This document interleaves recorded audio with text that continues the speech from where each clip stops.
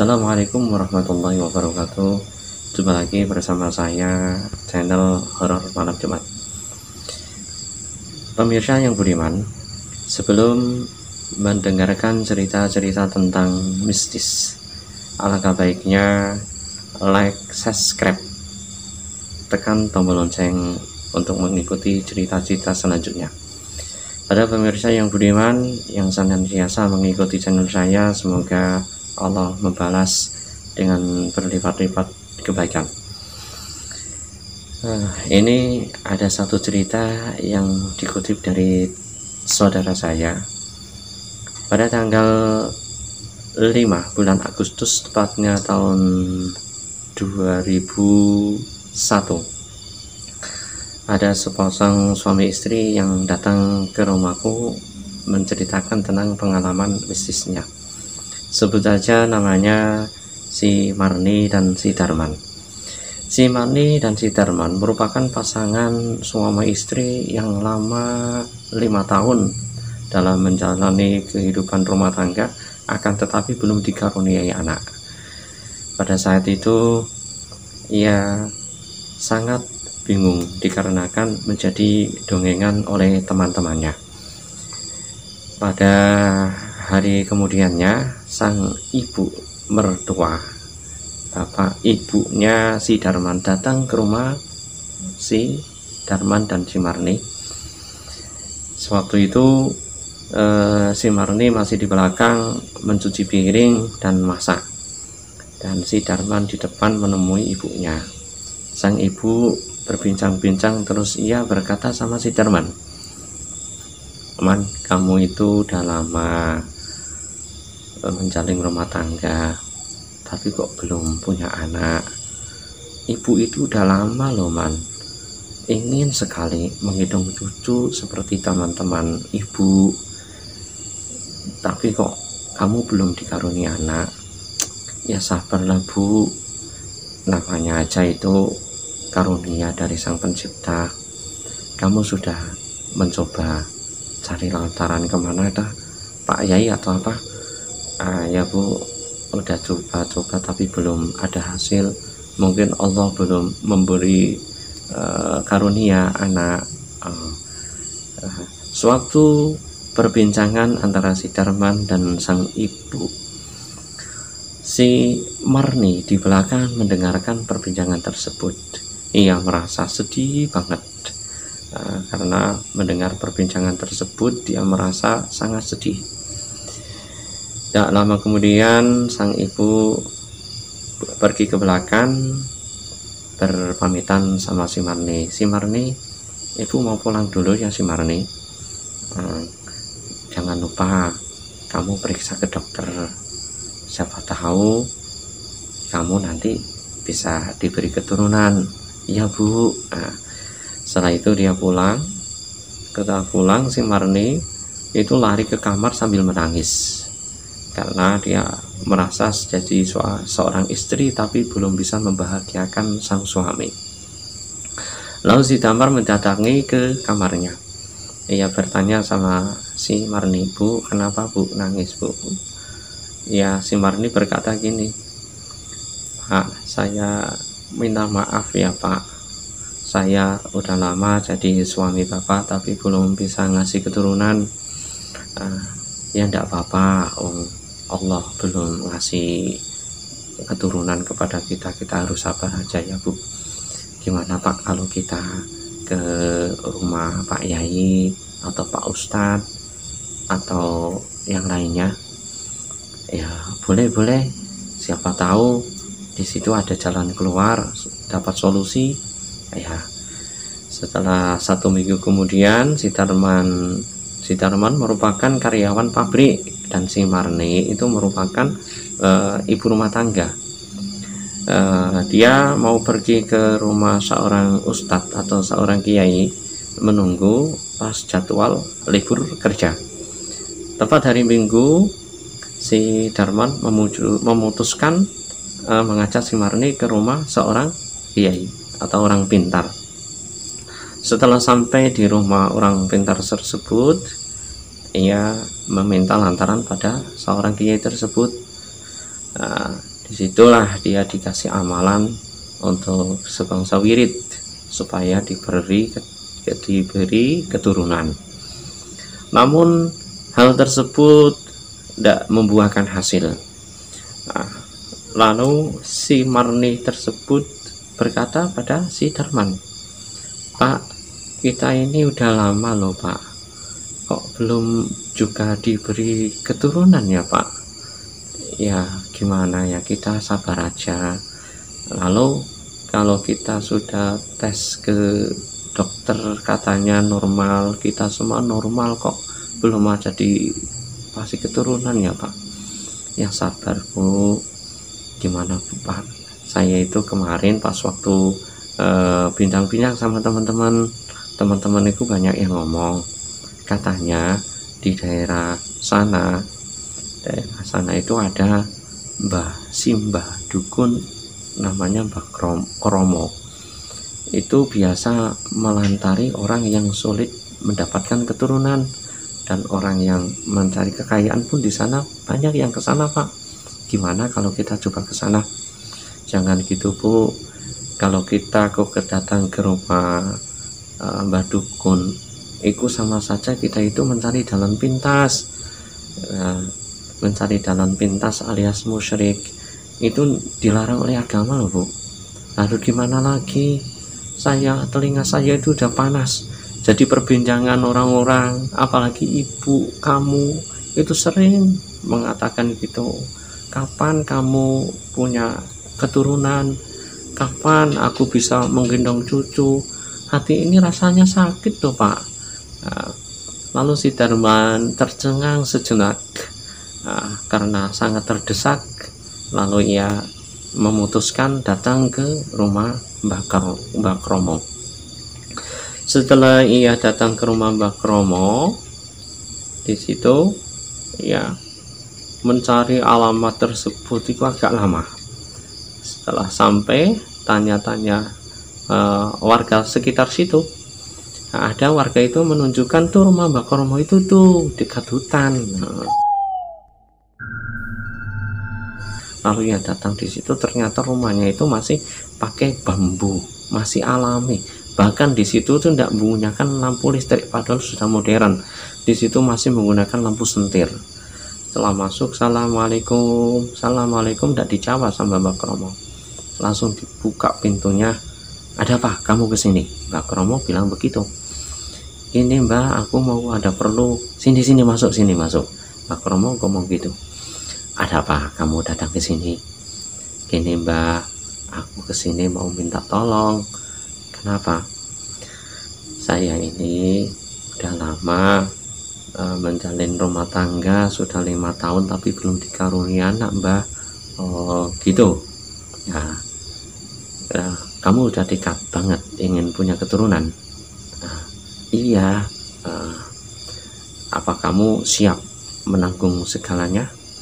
"Siap Mbah, yang penting aku punya keturunan," kata Mbah Kromo. Kemudian Mbah Kromo masuk sebentar ke kamar. Setelah masuk ke kamar terus kembali lagi. "Udah, nanti kamu malam Jumat Kliwon datang ke sini ya, malam sekitar jam 9-an. Nah, tapi kamu harus membawa sehelai kain." Nah, kemudian nggak lama kemudian dia pulang. Nah, sang suami yang si Darman itu masih menyimpan kata tanya. Ini jalur musyrik ini. Nggak usah, nggak apa-apa lah, yang penting aku punya keturunan. Lalu si Darman itu berpikir seperti itu. 3 hari kemudian pas tepat malam Jumat Kliwon itu si Marni di Darman menyiapkan atribut-atribut yang disyaratkan oleh Mbah Kromo. Lalu ia membawa sesajen, membawa kemenyan, membawa baju kemben atau tapeh ya, kalau bahasa Jawanya tapeh. Kemudian ia datang, jaraknya itu agak jauh dari rumah si Darman sampai Mbah Kromo, itu sangat jauh perjalanan, kira-kira sekitar 3 jam. lamanya. Setelah berjalan sampai di rumahnya Mbah Kromo ikut tepat jam 10 malam. Ketika ia masuk di depan rumah Mbah Kromo, di situ sangat gelap rumah Mbah Kromo. Dikarenakan di situ Mbah Kromo tidak menggunakan lampu listrik, menggunakan lampu sentir. Dia pun tinggal sendirian di situ. Lalu dia mengetuk pintu, tidak mengucapkan salam, karena dia mengucapkan salam tidak dijawab pas waktu dia masuk. Langsung dia masuk, ketuk pintu, Mbah Kromo membuka lawang pintu, dia disuruh masuk, dipersilakan. Mbah Kromo berkata gini, gimana? Semua persiapan sudah dibawa, sesajennya sudah ada, sudah. Ini Pak Darman, kamu di sini saja. Nanti istri kamu tak bawa ke suatu tempat. Si Darman tersebut sudah timbul kata tanya, loh kok istri saya saja yang dibawa, aku kok tidak dibawa ya, tidak diajak gitu. Timbul kata tanya. Si Mbah Kromo itu tahu apa yang diperbincangkan walaupun dalam batin. Mbah Kromo berkata gini, kamu mau dapat keturunan enggak? Kalau kamu ingin dapat keturunan, yakin kamu ndak usah pikiran yang aneh-aneh, pasrahkan saja istrimu supaya dapat keturunan. Si Marni berkata sama si Darman, ya Pak, biar dapat keturunan Pak, kita ini udah lama loh Pak ndak punya keturunan. Ya udah, si Darman ikut aja. Lalu si Darman ditinggal di gubuknya Mbah Kromo sendirian. Si Marni diajak masuk, ternyata masuk itu lewat pintu belakang. Setelah diajak, ternyata dia melewati di hutan-hutan yang sangat sepi banget. Kemudian dia dibawa agak jauh, rumah sama tempat yang akan dituju itu agak jauh. Itu pun melewati lereng-lereng, tebing-tebing gitu, sangatlah sepi dengan bermodalkan lampu lilin, sentir, lampu sentir itu yang dibawa, sangatlah gelap. Sesampainya di tengah hutan, si Marni merasa terkejut, ternyata di tengah hutan tersebut ada bangunan yang sangat mewah.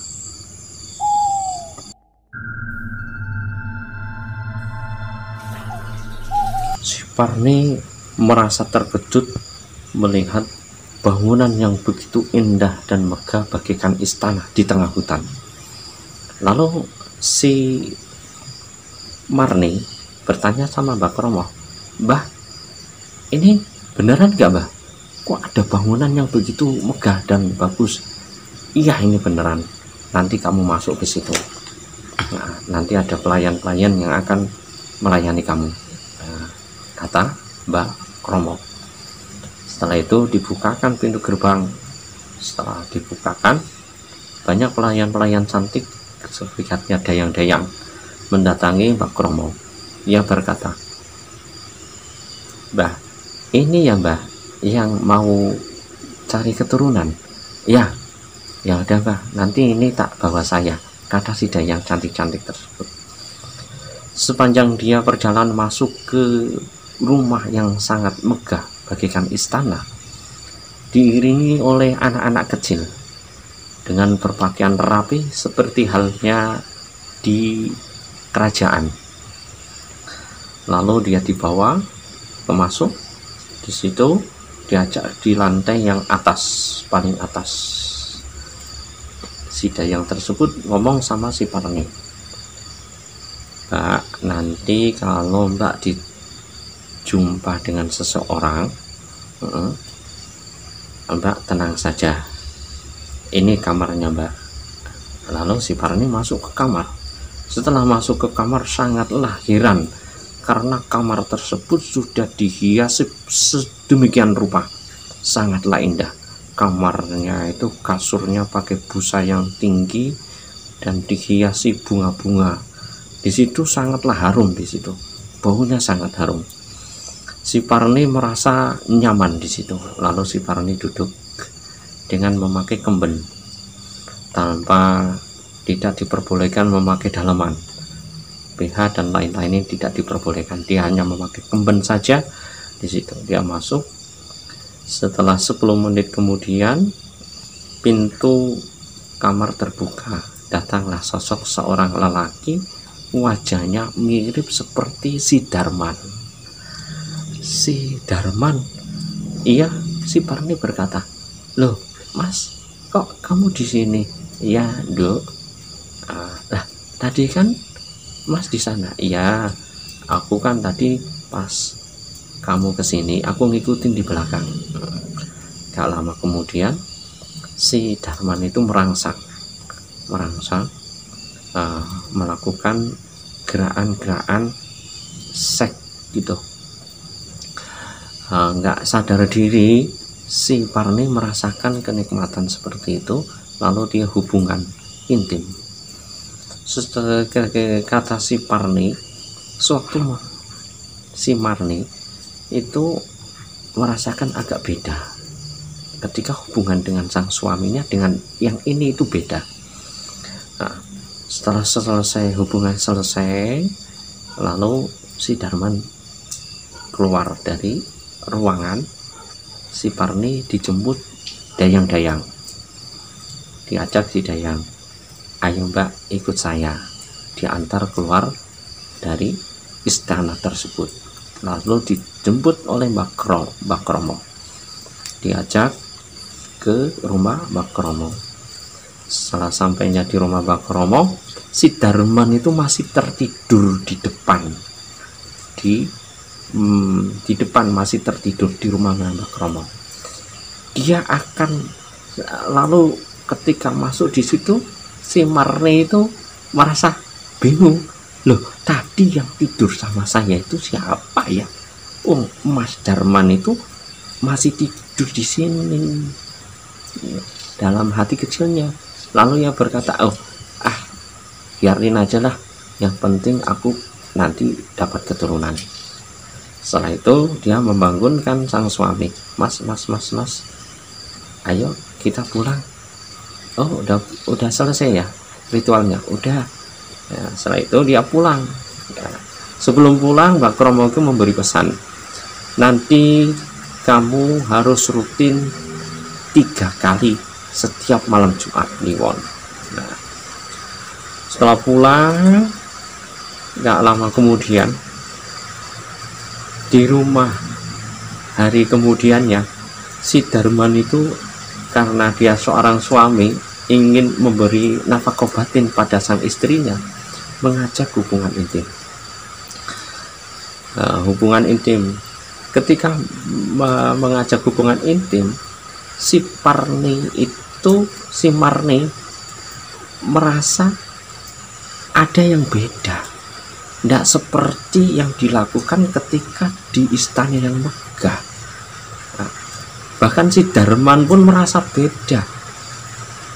Ini kok alat kelaminnya udah tidak seperti yang dulu ya gitu. Setelah selesai, besoknya paginya si Darman mau berangkat kerja, si Marni menyiapkan makanan, terus makan bareng di meja makan. Si Darman ngomong, "Bu, kok tadi malam kok ada yang aneh ya?" "Iya, aku pun juga merasa aneh, Mas." "Oh, ya udah, enggak usah kita pikirkan lah, yang penting kita masih tetap bersama dan semoga Allah memberi keturunan ya, Dek." "Ya," gitu. Terus ia berangkat kerja. Setelah Jumat Kliwonnya lagi, ia datang lagi ke rumahnya Mbak Kromo. Seperti halnya yang pertama, melakukan ritual. Diajak Mbak Kromo ke sana, ke hutan di istana yang megah, melakukan hal seperti itu terus sampai 3 kali. Setelah itu si Marni itu merasa mual-mual, seperti halnya orang mau hamil muda, muta-muta, dan ia ngomong sama si Darman, "Pak, kelihatannya aku ini udah hamil nih Pak, aku udah mual-mual nih Pak. Alhamdulillah, kita ternyata dengan lantaran ini bisa dikasih keturunan ya Bu. Ya amin, moga-moga kita dapat keturunan. Nah, kabar yang sangat gembira itu nggak lama kemudian ia periksa ke dokter, ternyata dia hamil. Dengan sangat bahagia dia datang ke rumah orang tua, bercerita pada orang tua dan menunjukkan hasil tes packnya yang tanda-tanda hamil. Dia cerita sama ibu si Darman, Bu, ini Allah memberi amanat bahwa aku udah mulai hamil nih Bu. Ini tandanya. Ibunya si Darman sangat bangga sekali karena si menantu sudah hamil dan dia sudah membayangkan kalau sudah punya cucu. Sangat bahagia banget sang ibu. Agak lama kemudian dia pulang, ritual sudah selesai. Setelah ia mengandung 4 bulan, suara gemuruh di atas loteng,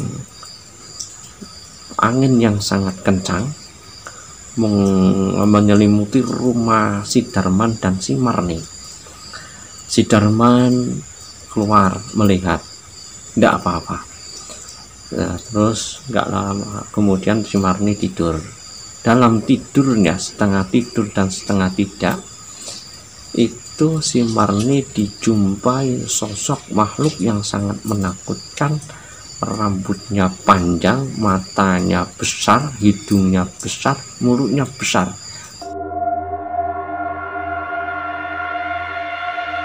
Tanpa memakai baju, perutnya besar juga, dengan memakai hanya tutup kelamin saja.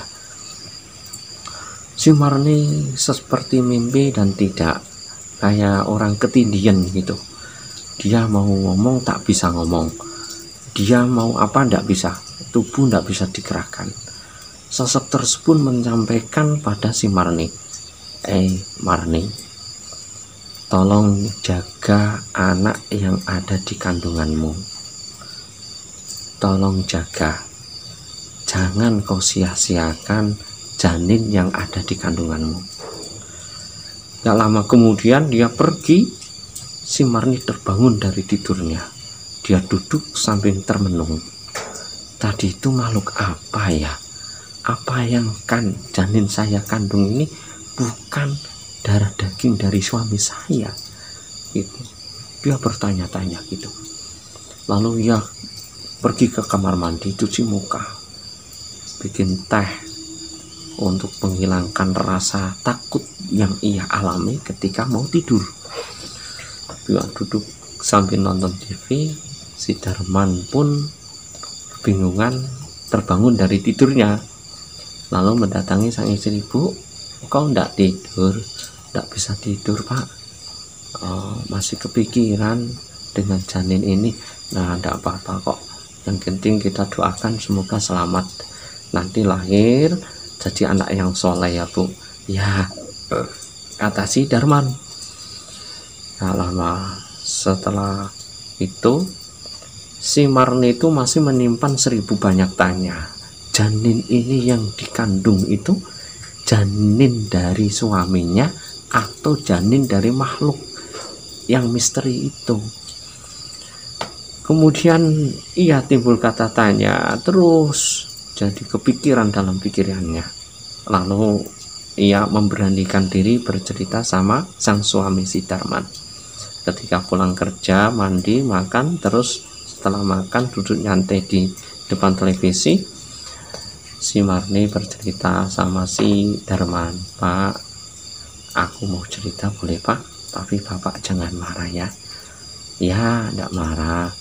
Gini Pak, pas waktu ada angin kencang itu Pak, malam aku mau tidur itu seperti halnya tidur, seperti halnya tidak tidur, aku didatangi sosok makhluk yang sangat menakutkan. Mulutnya besar dan matanya besar, hidungnya besar, tubuhnya dipenuhi dengan bulu Pak, rambutnya panjang, tanpa memakai baju, perutnya besar, hanya memakai tutup kelamin Pak. Ia berkata gini Pak, tapi saya mohon Bapak jangan marah ya, tolong jaga janin yang ada di kandunganmu, gitu Pak. Terus si Darman tercengang, mau marah, dia sudah janji tidak marah. Lalu ia tarik nafas, mengatur nafas, lalu ia berkata sama si Marni, ya udah, kamu jangan berpikir yang ndak ya Bu, jangan berpikir yang ndak, nanti kandunganmu jadi lemah kalau kamu banyak kepikiran. Ya Pak, gimana kalau ada waktu kita pergi ke rumah Pak Yai, supaya Pak Yai bisa menjelaskan apa arti dari mimpi kamu Bu. Boleh Pak, kapan kita nanti kalau saya sudah selesai libur kerja ya, setelah malam minggu, hari Sabtu malam minggu setelah Isya, si Darman dan si Marni bergegas menyiapkan atribut datang ke rumah Pak Yai. Setelah datang sama Pak Yai, terus dia ketok pintu, Assalamualaikum. Pak Yai keluar menjawab, Waalaikumsalam. Pak Yai, silakan duduk. Setelah itu duduk agak begitu lama, terus berbincang-bincang. Si Darman mengutarakan apa yang menjadi tujuannya pada si Pak Yai. Ya, si Darman ngomong sama Pak Yai, Pak Yai, aku mau minta tolong. Ada apa?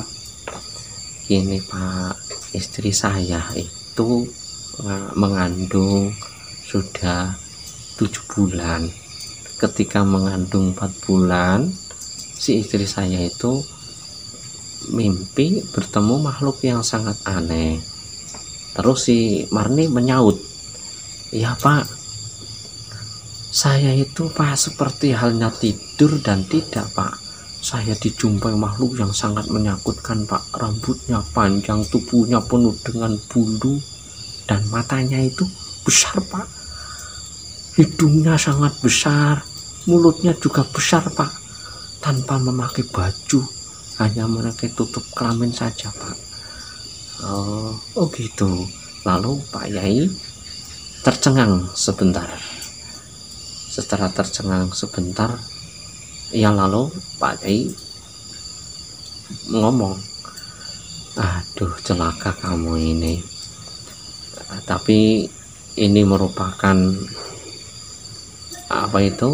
perjalanan hidup kamu asal usulnya itu dari mana, kok kamu bisa dapat mimpi seperti itu? Lalu si Marni bercerita, Pak, saya itu sudah berumah tangga 5 tahun tidak dikaruniai anak.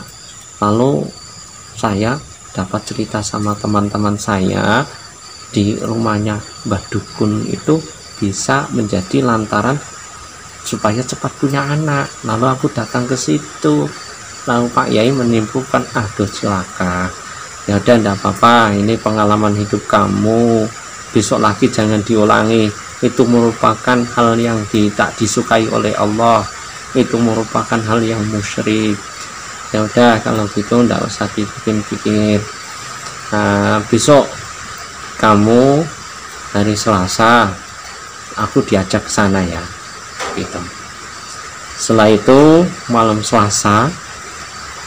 Selasanya enggak tahu Selasa apa gitu ya, si Marni dan si Darman datang ke rumah Pak Yai, menjemput Pak Yai, menunjukkan tempat Mbah Karmo. Setelah ia sampai di rumah Mbah Karmo,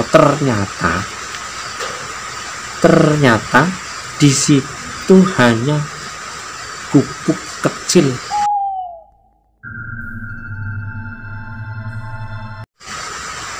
yang tak berhuni orang, tidak ada seseorang pun di tengah hutan.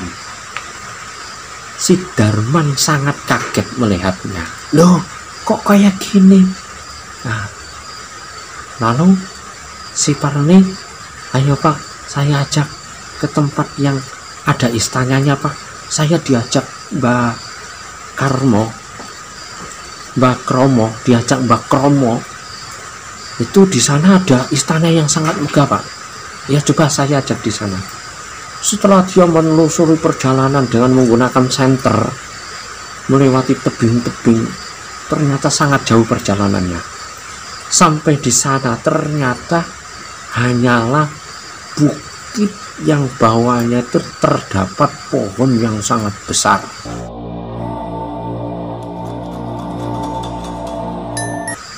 Sangat besar dan rindang. Sangat mengerikan tempatnya itu. Ia mau masuk ke situ, itu terdengar suara rintihan, ada seorang wanita tertawa terbahak-bahak seperti halnya suaranya kuntilanak. Gitu, berkeliling di atas berkeliling. Setelah itu Pak Yai apa yang dibaca, doa apa tidak tahu yang dibaca. Setelah Pak Yai membaca doa, hal tersebut hilang. Nggak lama kemudian ada suara anak-anak kecil berlari-lari sambil tertawa. Nah, sepertinya dia bermain-main gitu, berlari-lari dengan sukaria, nah, sambil tertawa. Bahkan nampak wajah anak-anak kecil itu berlari nampak jelas di depan pohon yang sangat besar dan rindang tersebut. Lama Pak Yai membaca doa, hilang. Setelah tidak lama kemudian, angin yang begitu kencang menyelimuti di atas pohon, dan bau aroma yang sangat menyengat, baunya bau busuk. Bahkan si Darman, suamiku, tidak mampu menutup mulut, ia hampir memuntah karena baunya sangat menyengat banget. Tidak lama kemudian terdengarlah suara yang sangat begitu menggelegar.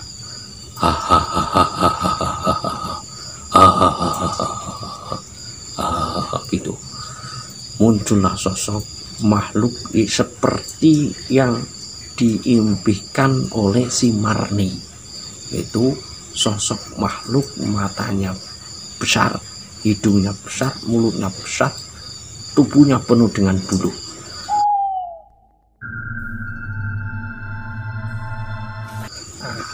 Lalu Pak Yai tersebut mengatakan, oh ini yang namanya gendruwo ini. Oh, kamu gimana? Udah, ini pengalaman hidup kamu ya, besok lagi jangan diulangi. Ini kamu itu merupakan pas waktu hubungan itu bukan sama si Darman, tapi melainkan sama si ini, makhluk ini. Dan lama kemudian Pak Yai itu membaca doa, entah apa doa yang dibaca. Si makhluk tersebut kemudian tunduk pada Pak Yai dan dia meminta maaf pada Pak Yai, dan Pak Yai berkata, makhluk Allah yang tak kasat mata, tempatmu itu bukanlah di sini. Alammu itu beda dengan alam saya. Janganlah kau ganggu si Marni ini. Biarlah janin yang ada pada perutnya si Marni akan kujaga. Tolong jangan kau goda, janganlah kau goda rumah tangga si Darman dan si Marni.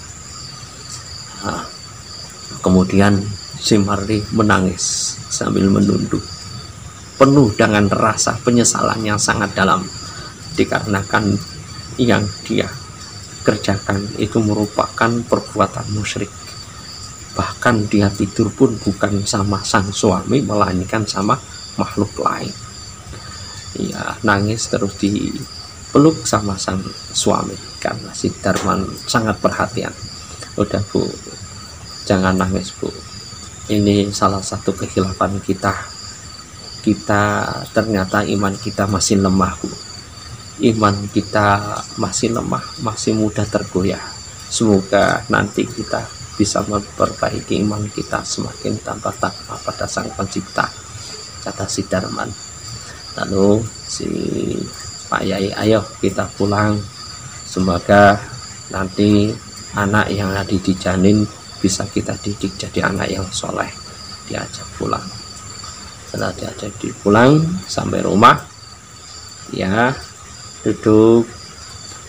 Bahkan si Darman pun dia merasa semakin sayang sama sang istri, semakin sayang. Alhamdulillah, gak lama kemudian bayi tersebut lahirlah. Wajah bayi tersebut itu tidak seperti normal seperti bayi-bayi lainnya, ya cara berbicara pun beda gitu. Cukup sekian cerita dari teman saya, semoga menginspirasi, semoga kita semua tidak terjerumus ke dunia gelap, semoga kita semua senantiasa dikuatkan iman dan takwa kita, sehingga kita tidak mudah tergoyahkan oleh hasutan setan dan lain-lain. Cukup sekian, wassalamualaikum warahmatullahi wabarakatuh.